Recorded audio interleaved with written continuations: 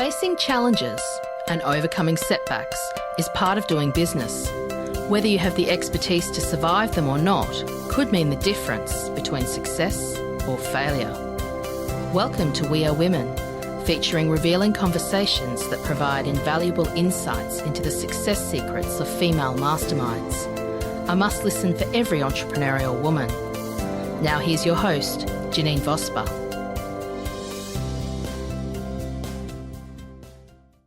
Hi, it's Janine Vosper here, and welcome to this episode of the We Are Women podcast.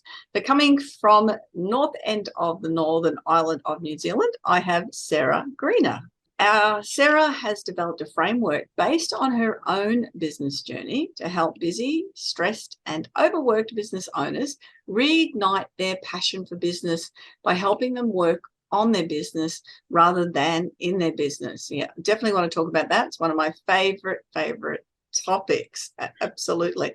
Because for many business owners, both of us feel, I'm guaranteed we both feel this, there's not enough time. I think most business owners think there's not enough time to do the things that really count in your life. Sarah is passionate about business, mostly small ones. And for the past 7 years, Sarah has been helping busy, stressed, overworked business owners transform their businesses and reignite their passion for what they started out to do, which is exactly what we're going to be talking about, how the tips and tricks to do that. So growing up in a family that ran on business and keen entrepreneurial spirit gave Sarah a thorough grounding in the fundamentals. From there, she went on to running her own and running multiple businesses in New Zealand and overseas. I'm not going to read the rest of that, Sarah, because there's so many questions I want to ask you about you and everything that so welcome. Hey, nice to be here. Now,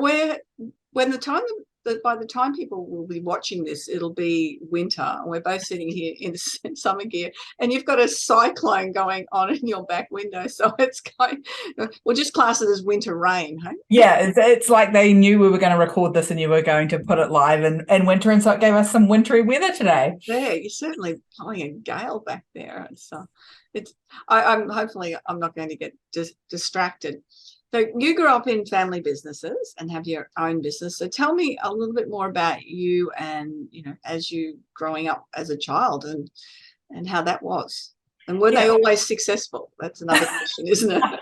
Well, it's a journey, I think, all of them. And I think there's successful moments and not so successful moments.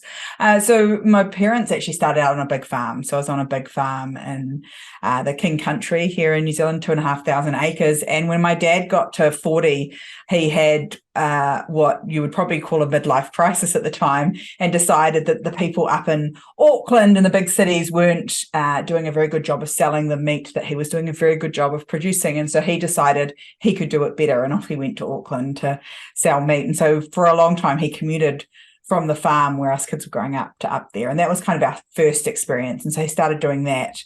And then he got involved with the team at the warehouse. We have a big red shed here. It was a successful business, so I guess it started being built about 30 years ago, and he got involved with them, putting the butcher store in there.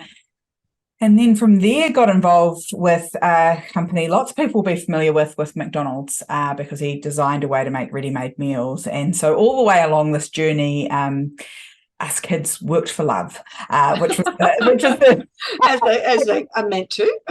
Exactly. So we worked for love. So I'm the eldest of 4 girls, and when we had the butcher shop, the meat shop inside the warehouse, we cooked fried sausages out the front to sell the sausages inside, and we had massive competitions between all of us 4 girls about who had sold the most each day.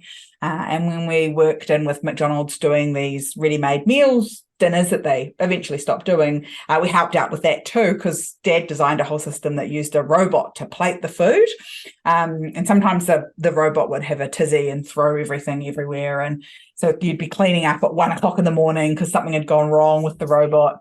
So it was just so far ahead of time, though, isn't it? It was, yeah. Dad was definitely, with his concepts and the way he wanted to do it, he was a long way ahead. So I was doing that. So I'm in my 40s now, and that was 20 years ago, more than 20 years ago that they were doing that. Yeah, so definitely way ahead of its time. And yeah, so we had that experience, and then the meat business, selling into hotels and restaurants. So that was kind of my journey and my introduction in business. So from the time I was 13, mum and dad were always doing some sort of business. And even younger than that, they had us kids running little businesses. We sold pine cones down at the local garage, the fuel station, petrol station, and we used to dig out the sheep poo from underneath the wool shed and sell that to people for their rose gardens. I was going to ask the meat. I'm assuming it was lamb and mutton. Yeah, lamb and beef and lamb, and so we call it beef as well, because I'm thinking McDonald's. I don't know many lamb burgers at McDonald's. So it was beef and lamb, and then the kind of the way that Dad went into it was that he was looking at it going, well, we can't just be a commodities-based product. It's the adding of the value of the meals that gives us the value. And so the ready-made meals that we made were, lamb shank and chicken curry, so they were all different meats, not just our meats. So it was kind of a branch off from the farm. We were way away from our farming background, little farmers. It's so far ahead of its time. In Australia, we've got those different food things now that you can order pre-packed meals and have them delivered. But that is way ahead of time. Obviously, your parents were real forward thinkers into.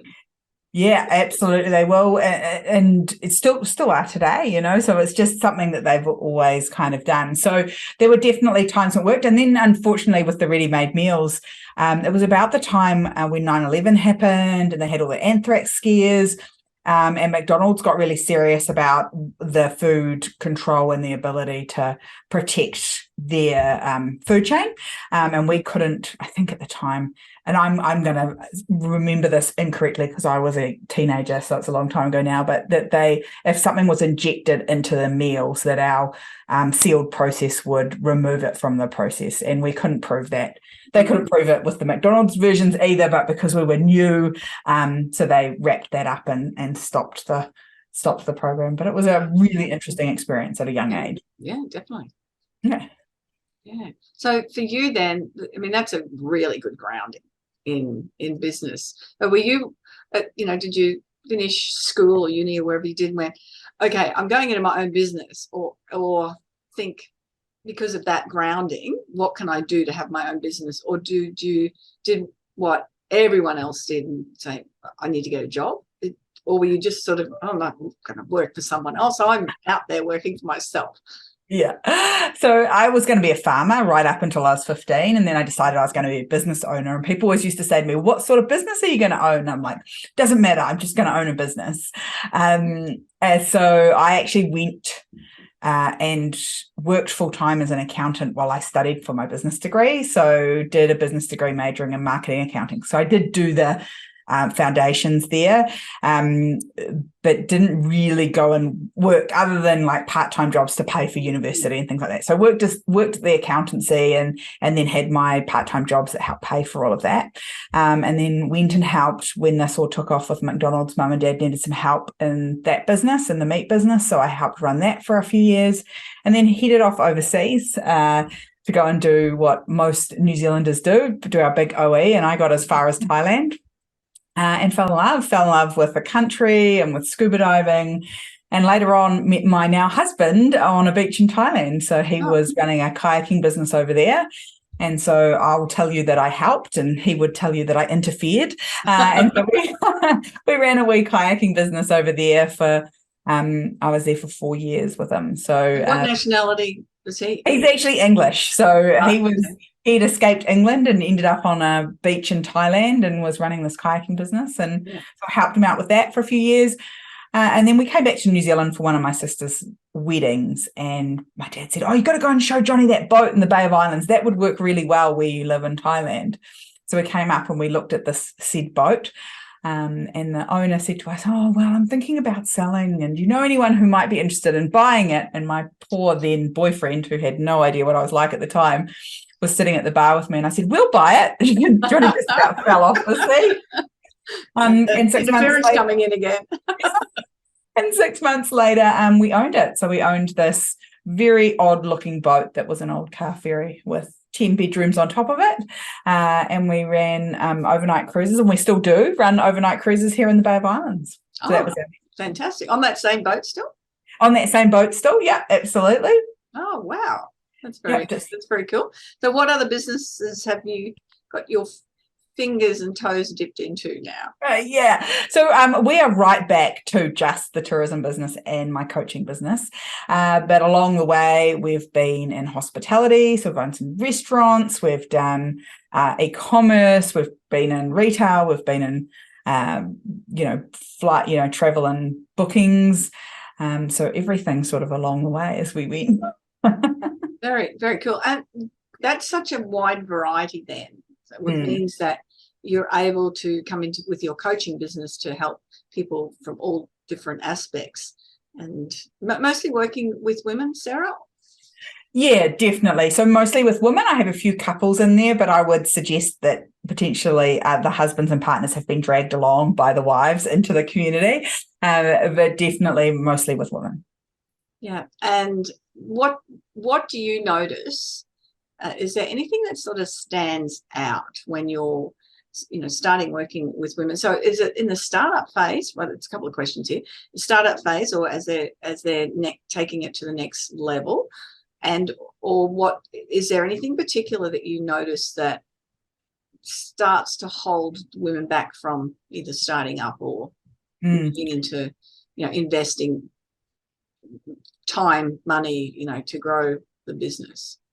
Yeah, so don't generally work with startups. I've got the odd person that's like, oh, please take me. But mostly I'm working with women with existing businesses. So they have a business that's working and it's making them work really hard. So I think the number one thing that I see is that they're working really, really hard. And by that, I mean really long hours and not getting paid what they're worth. And feeling really overwhelmed. And so we look at that kind of whole picture of what's causing this reason that these women are overwhelmed. Generally, the women I work with wear more than one hat. They're not just a businesswoman. They also tend to have a partner, a husband, a wife, whoever at home. And they also tend to have some sort of dependence. So for some of them, that's young children. For some of them, that's elderly parents. Every now and then I get people that don't have any dependents, but for the most part, people are wearing multiple hats.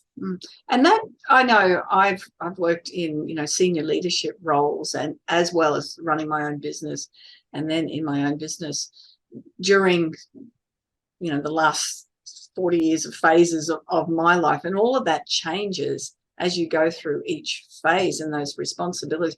I laugh at those charts, when it talks about having a balanced life. So, what is balanced for a 30-year-old mum with 2 young kids is completely different than what it would be for me. That's I don't have to worry about any dependence whatsoever. And they all grown and look after themselves. And yes, so that balance for me, I can put a lot more time into my business, and I can also put a lot more time into recreation. And that if you've got young kids and that trying to be super mum, I spoke to someone earlier today, and that was the conversation, is this super mums, and everything has to look perfect so that you demonstrate that you can manage it all. It's a different space, isn't it? And you must be finding that with those women and how they cope with that. Yeah, I think it's a really interesting world that we live in, where we're telling people to have balance. Well, what is balance? It kind of means that there's 2 sides of the scale. And for me, I think, well, is that good and bad, or just work life? And why is work and life on separate sides of the scale? Like, for me, there's a whole lot of questions around what that looks like. Because as a mother, I can assure you there's some bits of being a mum that I love, and there's a bits of being a mum that I really don't. And being in business, there's some bits that I really love and some bits that I really don't.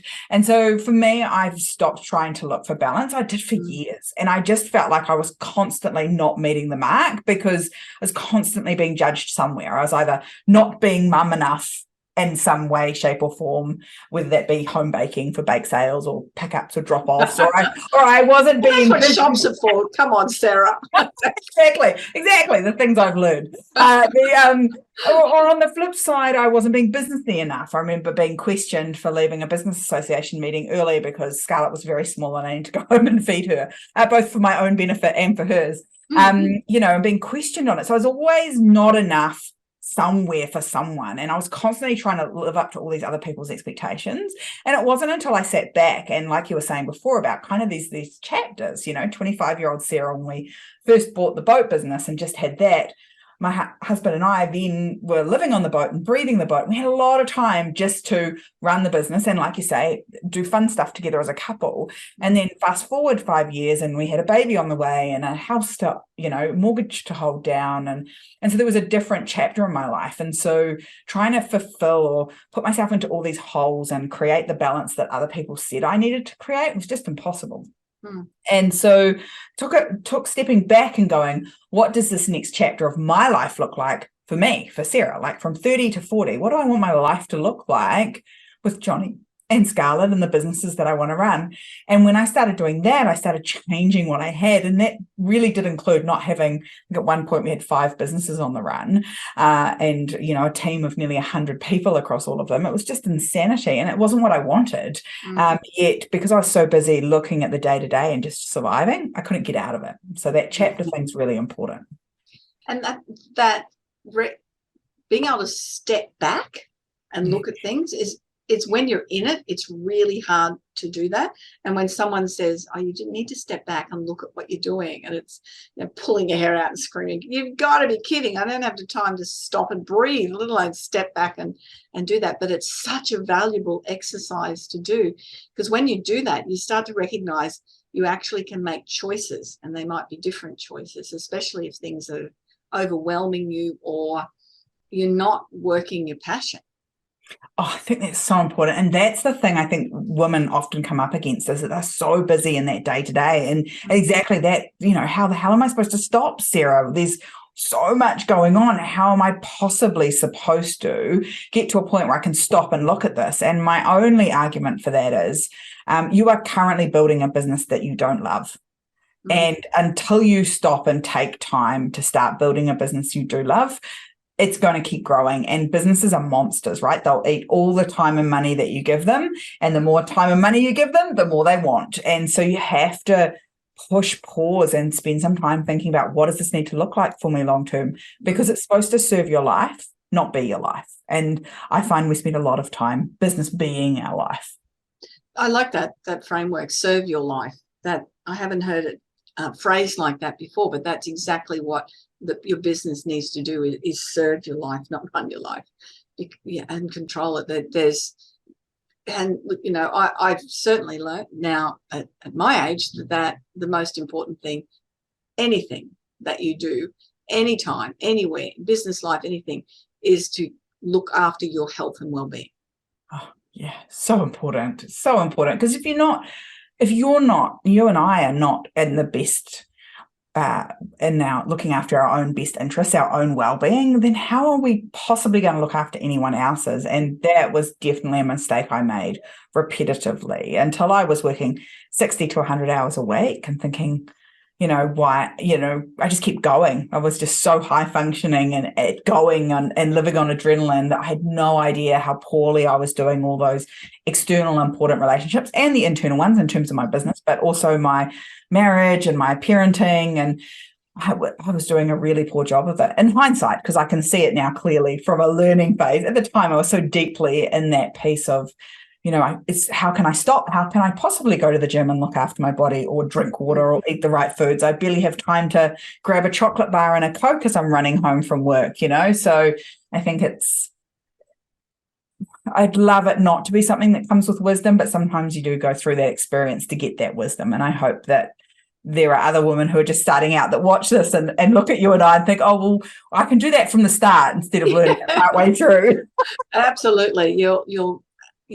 You can't get it back. It's just got to be. I remember when I was in my late 30s, and my brother-in-law, I was teaching aerobics. So I taught aerobics for 10 years. And I used to, do a fair bit of other exercise as well. And my brother-in-law said to me, well, how long can you keep this up? Not the amount that I was doing, but how long can you keep exercising? I've sort of gone, I don't know, until the day I kick off this earth, I suppose. That was my answer. It changed over time, obviously, not teaching 16 aerobic classes a week and running and things like that, but it's still constant. It's still a daily experience, whether it might be stretching or walking or whatever, but it's got to be something. You've got to look after your health. It's without a doubt the most important thing, is because you can't make any decisions based from a place of lack, whether it's lack of money or lack of experience, lack of knowledge, but lack of health is the biggest thing that holds people back, without a fail.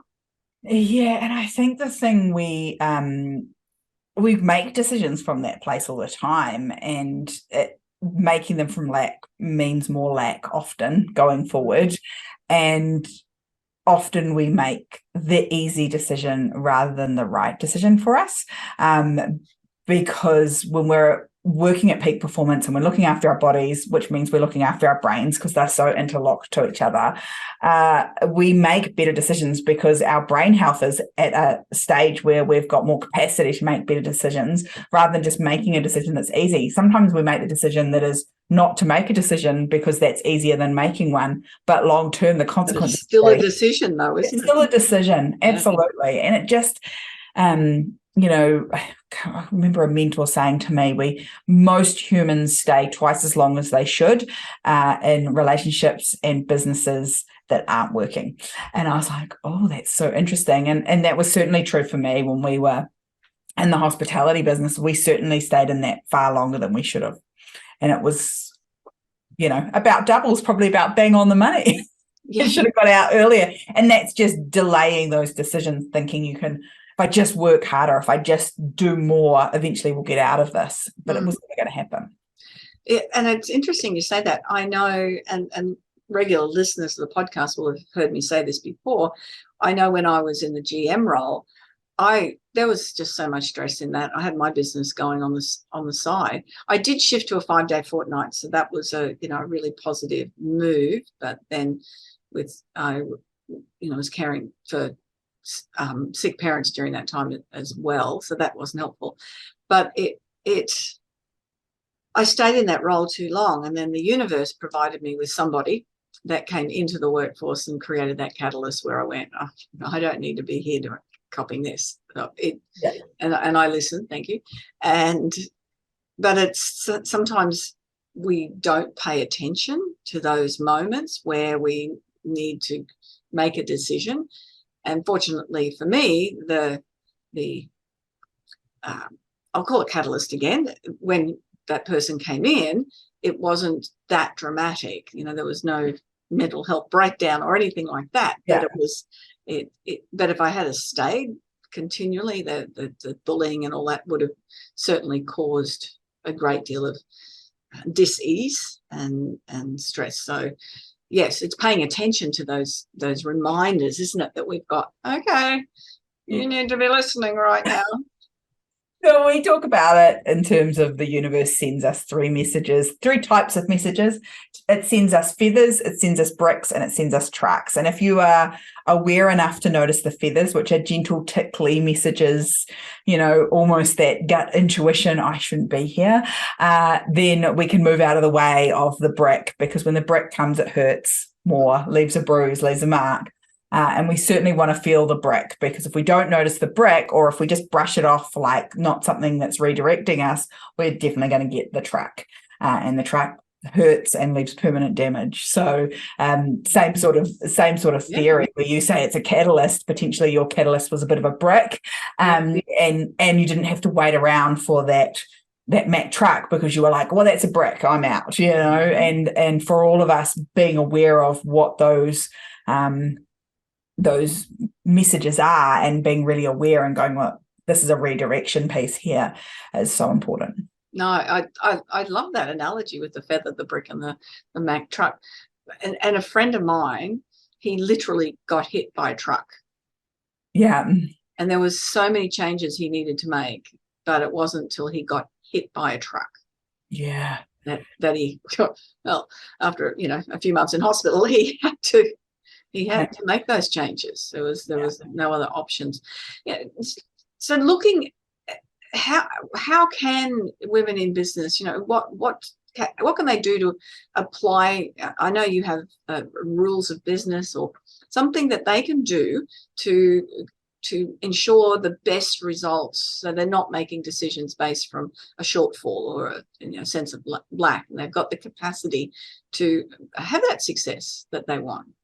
Yeah, well, first, I think, is deciding what does success look like for you, because we live in a world now where there's blasted images of what success should look like. We're talking about what should you do as a parent? What should showing up a certain way as a mum, being super mum. And I think figuring out what that looks like for you, because we can get really caught up in what everyone else is telling us great looks like. And if you don't stop and go, well, what would great look like for me? You end up chasing someone else's dream. And that was really true for me, and that I hadn't stopped to pause and go, I actually don't want bigger and better. I don't want more employees. I don't want my name over the building. I actually want something quite different. I want the ability to be location free. I want the ability to travel with my family. I want, talking to my daughter, like, what does a great mum look like? And it was all about certain specific quality time things that I needed the flexibility to do that, and the businesses we had didn't allow that.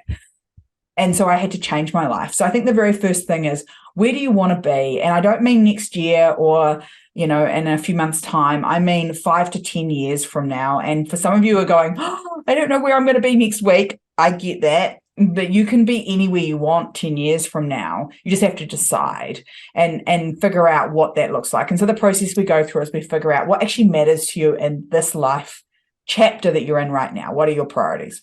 Yeah. And that's, that's all part of going through what do you value, what your beliefs in, and what do you value.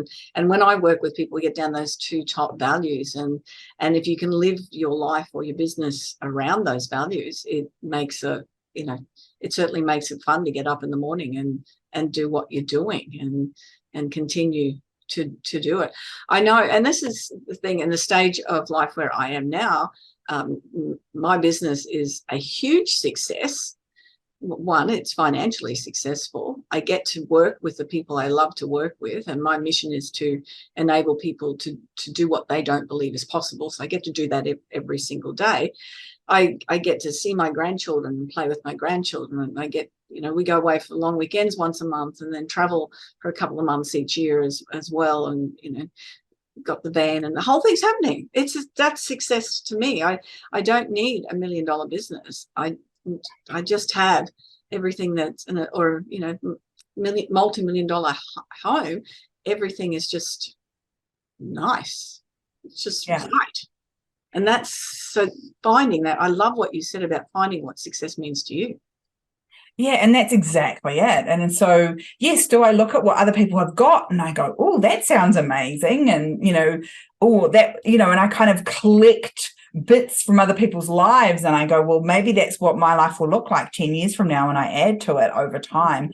But really getting clear on what are those things, like you say, your values that we say highest life priorities, but what are those areas of your life that matter most to you, and what do you want them to look like? Because if it looks like being able to have a long weekend every month when you're whatever age you're going to be, so for me 10 years from now would be 51, then I need to start thinking about, how do I create that now? Because if I build a business that requires me to, for example, work on the weekends, so we're in hospitality and tourism, biggest times of, busiest time in the business, weekends, school holidays. So I probably don't want to be in that industry, or I need to build a business that those weekends are managed and created and made great by someone else other than me. And so those are the things that when you stop and look at where you want to be long term, you can make better decisions today that will fulfill that. That makes so much sense. So the first one then is look at those priorities and work towards them. Any other rules of business that you can suggest and pass on? Yeah, so I think the other thing that I would say is that we want to take time each week to be really careful about where we're spending our time. One of the things, there's never enough time. You started right back at the beginning saying, in business there's never enough time.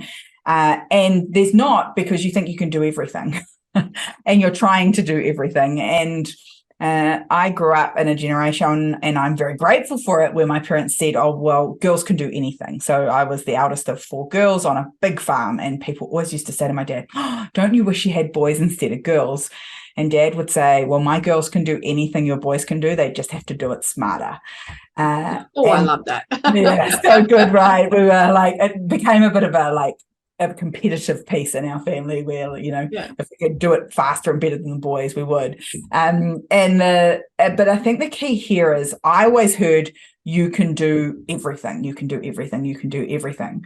But what it was, you can do anything, but you can't do everything. And that's the real caveat that's so important, is that you have to put down some of the things.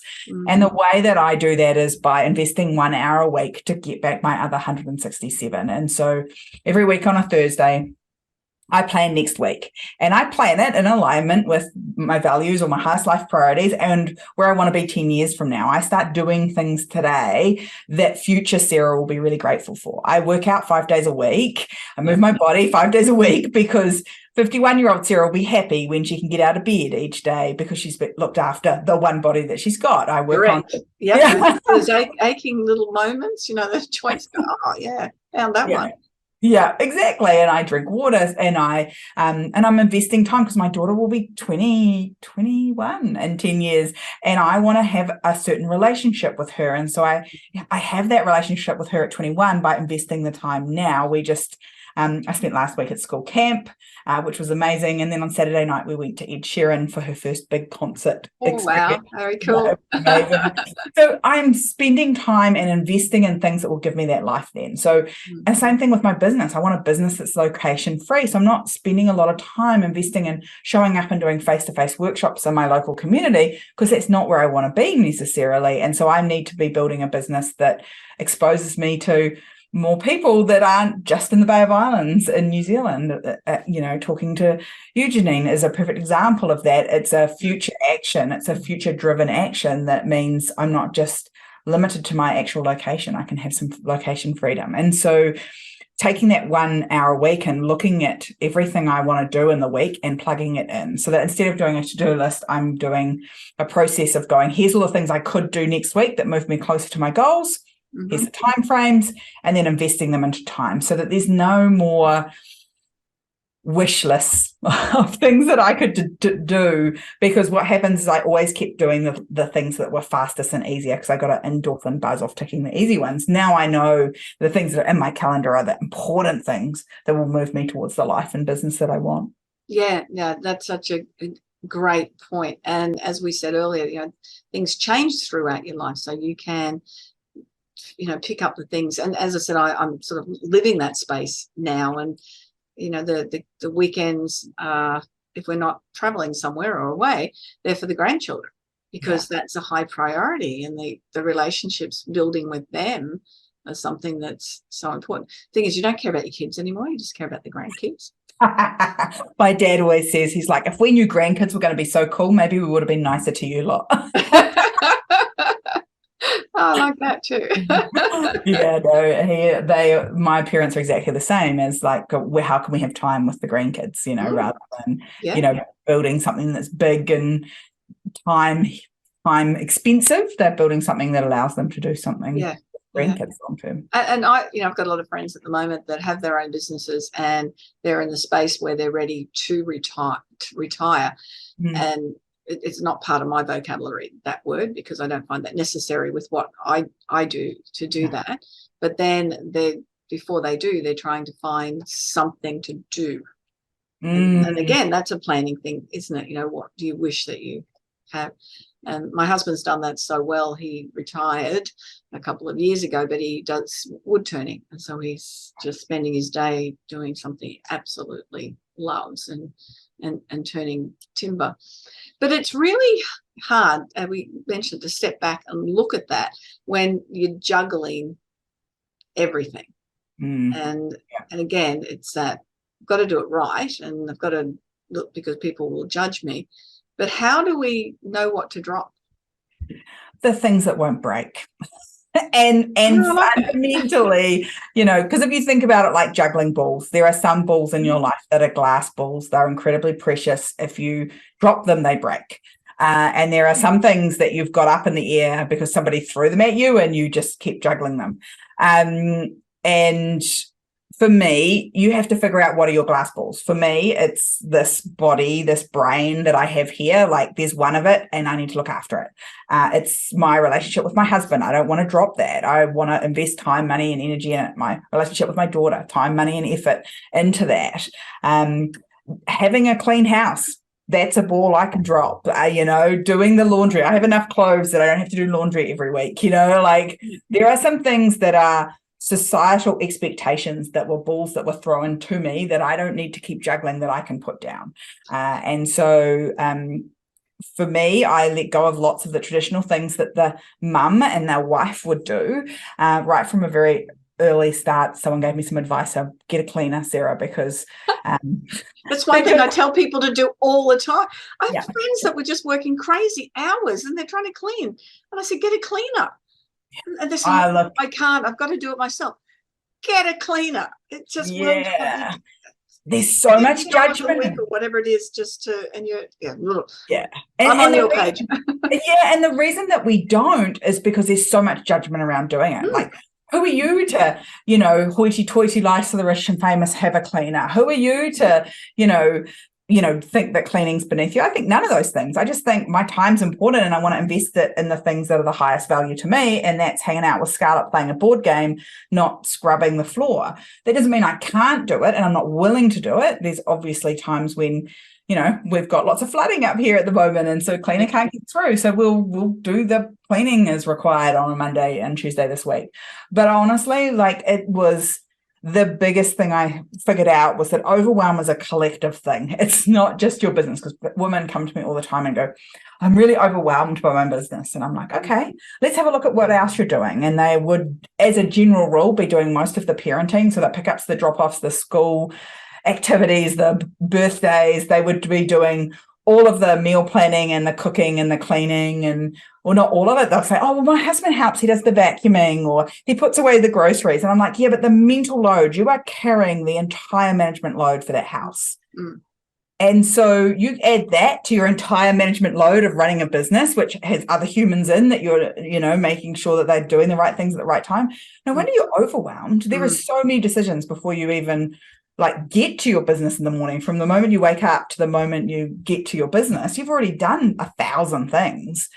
We need to figure out how to systemize and automate some of that. And we also need to delegate some of it to some of the other humans that live in your household. So that overwhelm piece is huge in business. And if you look at the stats on the results we get as women in business, I think there is definitely a correlation to be drawn between the fact that women still take on 70% of the unpaid labor outside of, inside the house, and the fact that only 12% of female-owned businesses will ever earn more than, of revenue will only ever earn $100,000 more. Yeah, it's not a lot, is it? It's and there's a lot of women have gone into businesses to, particularly I find that they've had some drama happen in their life. It might be a divorce or, moved into a different country or something where they have to achieve and have to have that income.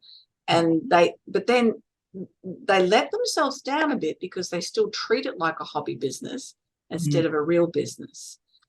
But getting it to that stage where it is a real business and creates a real income for them is, with everything else going on, as you said, especially maybe if they're single parenting, it's a lot to take on.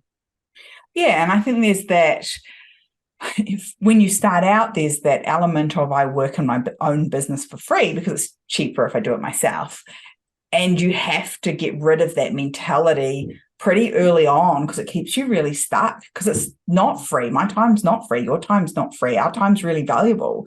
And the more time you spend telling people that you'll do it yourself because it's cheaper, the more you do value your own worth. And that's that whole getting stuck in that kind of almost hobby business, because you can't devalue your worth. You have to value your time so that other people will value it, and get out of that, this is just a side hustle that supplements my income, into something that's more long-term and more sustainable, so that you can start to replace yourself in the business and step out. Yeah.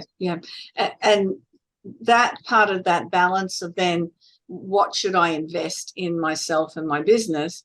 But what people often don't realize, that they think that they can do it themselves, they're just repeating the same thing that they've always done without learning any more skills, and it's not going to take their business further.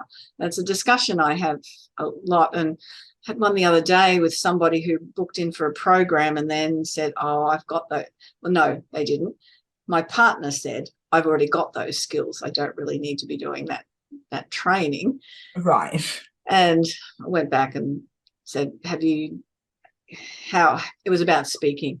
So how often do you get the opportunity to speak from stage? How much can you sell from stage? How successful have you been getting bookings to speak? It was a whole lot of questions like that, and came back without the answers. But I know this person's going to be doing the same poor results that they've got now will be exactly the same in 6 months' time because of that. This one, I really feel it was a lack of belief in their capacity to achieve the results that they want and the success they want. But there's so many reasons that people get stuck in that. I can't afford to invest, or I'm not worthwhile investing in, which they don't recognize that's actually the underlying reason. Or someone else is telling them they're not worthwhile. Yeah. I think that one's a really big one. I think,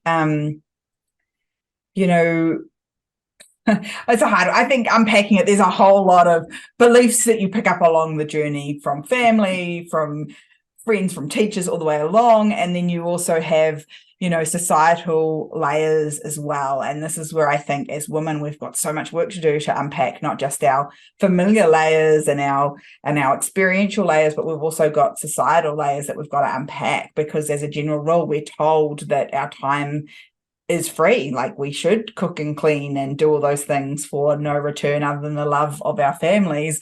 So and while I love my love from my families, the whole family creates the work here at home, and so we'll all create it. And so getting them to do something different is really hard when you're in that place where it's just, well, but these $25 an hour jobs, I can do those for free and then not pay the cash out. And we did this the other day where we talked about those as future stealers. And so we talk about the future stealers and the future creators. And I think getting people to understand that if they're speaking from stage, if they're able to sell from stage, those are future creators. To be able to stand on stage for an hour or 2 hours or even less and sell thousands of dollars of what you do is a future creator, versus playing small and speaking for free and not getting the opportunity to sell from stage is a future stealer. And our value void as a business owner falls in between those two things. And so we've got to get ourselves out of those future stealers just one at a time and into those future creators. And did this process with someone not long ago, and they were really sucked into the social media world of creating content and putting content out, and it was costing them about 12 hours a week. And I was like, you can outsource that. And they were like, I said, so if you stopped doing that and you could pay someone, let's say $50 an hour or thereabouts to do that for you, and you could be in your zone of genius where you're creating lots of future for yourself, that, what sort of value does that look like? Is it $1,000 an hour? Is it more? And they were like, it's at least $1,000 an hour. And it turns out when we calculated that out, it was like $900,000 a year she was missing out on by staying stuck, playing small, doing these things she could outsource to someone else. And that's exactly what you're saying, is that these people have to understand they can step into a bigger, bolder way of being if they think about this. Is this creating my future, or is this stealing from my future? Because it's really easy to make a localized decision. What's easy today? It's easy not to sign up to the course and push myself outside my comfort zone with Janine and start getting up on stage and speaking in a different way and selling from stage, versus actually stepping into that space and doing that. And it's deeply uncomfortable, and it's going to require me to grow, but it's also going to be something my future self thanks me for. Yeah, no, I love the way you defined that. That makes a whole lot of sense. We could talk for hours We could.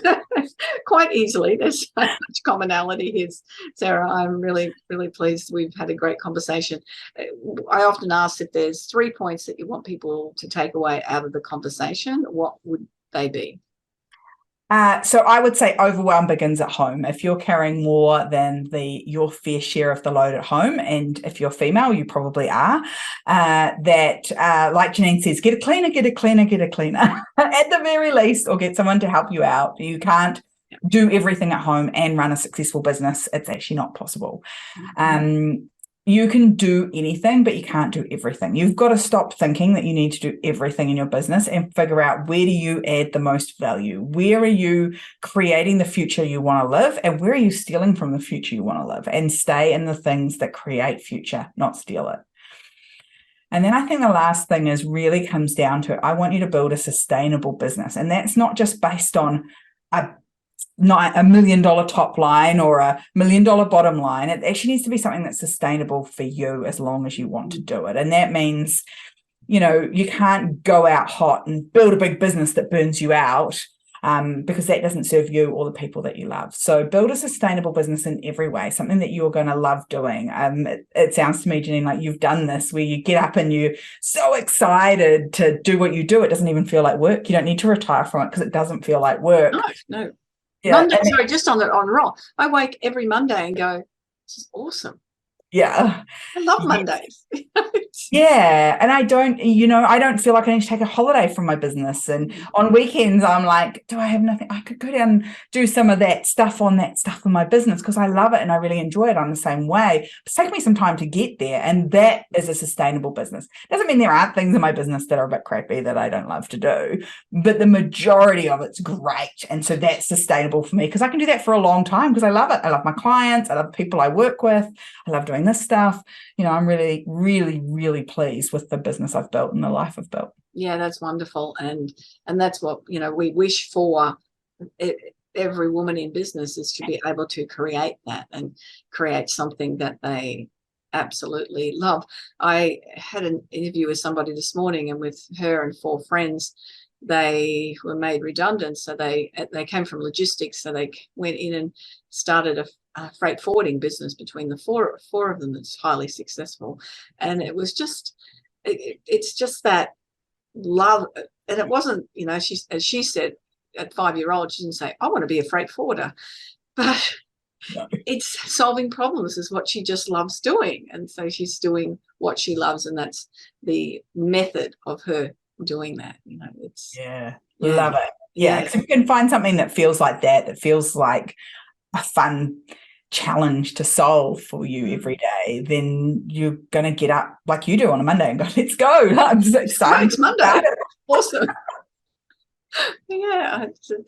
And this year, Tuesday is golf day. So that's nice. Well, yeah. But it's okay. What's happening for the week? And I have it all written, planned, and things I want to do, and obviously spend quite a bit of time in it. But I don't mind if I've gone and played golf on a Tuesday morning. I don't mind on Tuesday night that I'll still be sitting in front of the computer at 8:00 because I'm doing, the things that I love to do, or I'm coaching people or whatever it is, because it fits. Beautiful.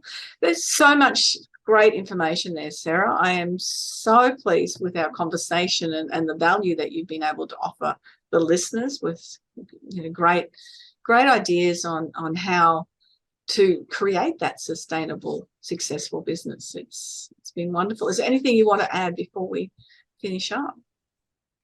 No, just that if what we've talked about today resonates with you, then your business can be better and life can be better. So you can head on over to my website. I've got a page there especially for Janine's listeners with We Are Women, where you can get access to some complimentary resources for you. So I've got a my story, the book that I wrote about kind of my journey from that 60 to 100 hours down to what I'm doing now, and the processes are all in there for you. So love to see you head on over there and grab some things that help you out, because we really do want you to build that sustainable business like we have. Oh, that's fantastic. No, that's a great offer. And the website is it? Tell me, I'm looking at. Yeah, that's all good. It's sarahgreener.com, and then it's /We Are Women. Okay, excellent. So Sarah, and all of the links and everything will be in the show notes. If you can't find it, they'll all definitely be there. Remember, you can find this podcast if you're just listening. This one and all others on every one of your favorite podcast channels, or you can go to Janine Vosper on YouTube and you can watch. So that way you'll be able to see the weather stop blowing quite as much out your window now. It's eased a little bit. It has eased a little bit. So it's not quite hitting as bad. So thank you so much, Sarah, for your contribution to the We Are Women podcast. It's appreciated. My pleasure. It's been a blast. Thank you. And that's another episode of the We Are Women podcast. I am Janine Vosper, your host. Remember, if you want to chat about how, what strategies are best for you in business, in life, then go to janinevosper.com. If I'm not the best person to help you, I have got incredible resources with people from like Sarah and people from all around the world that I can direct you to. So please have the conversation with me. Remember, when you listen, to subscribe and to comment if you're on YouTube.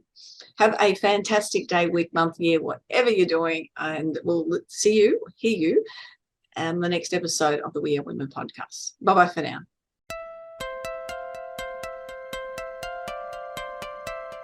So, do you feel stuck in a rut in business? Visit speechperfect.com.au and download Janine's free ebook to avoid the 5 most common stumbling blocks women face in business.